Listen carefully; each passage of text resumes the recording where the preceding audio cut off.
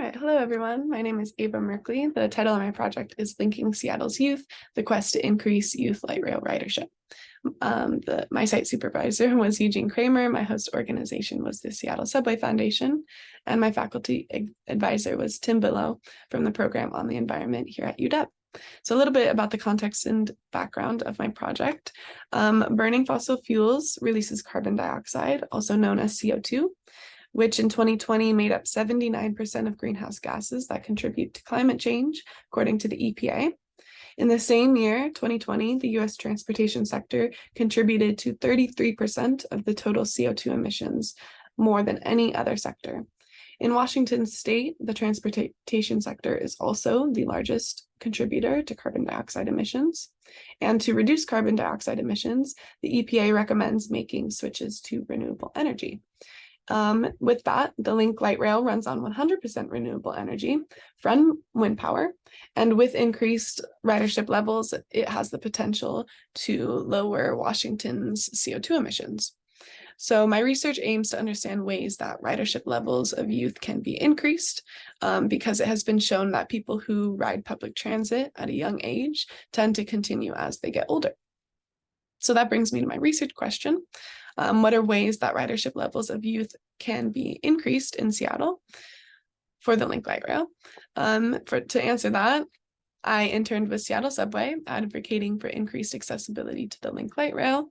I tabled farmers markets in Ballard and Lake City, where I had the opportunity to connect with the public on accessibility issues. I conducted a survey at the markets aimed at understanding youth ridership patterns of the light rail. So I had a little QR code that people could scan and take the survey on the spot. And I also compiled a list of all the environmental clubs at Seattle and Shoreline, public and private schools. So that included the name of the school, if it had an environmental club, the name of the environmental club, the name of the faculty advisor, and then the faculty advisor's email address. So that leads me to my results, which fell into three main sections: education, outreach, and accessibility. For education, when asked what priority students place on the environment compared to other aspects of their life, 45% noted it as a somewhat higher priority, and 35% noted it as a much higher priority. When asked if students know about the Orca Youth Program, 68% said they knew about it and had an Orca card. 23% said they know about it but do not have an Orca card. 6% said they don't know about it but would want an Orca card, and 3% said they didn't know about it and wouldn't want an Orca card.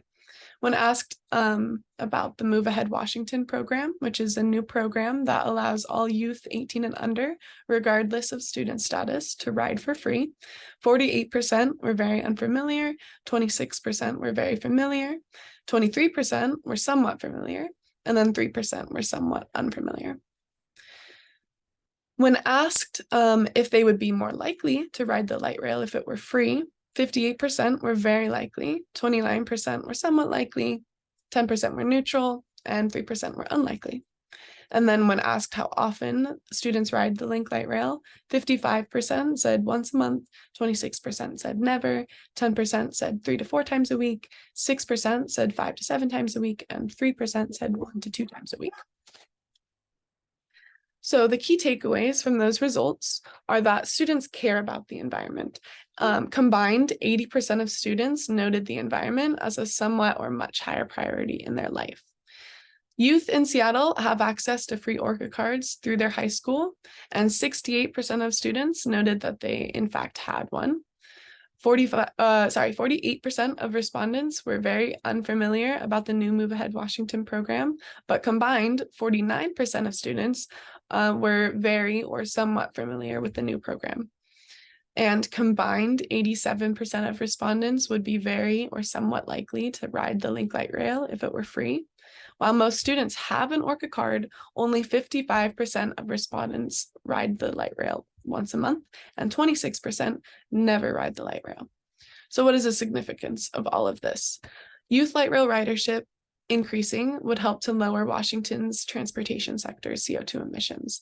And to do that, I recommend increasing environmental education, outreach, and accessibility, because increasing environmental education in high schools would provide a more significant knowledge base for youth to make their own informed decisions on whether or not they're going to ride public transportation.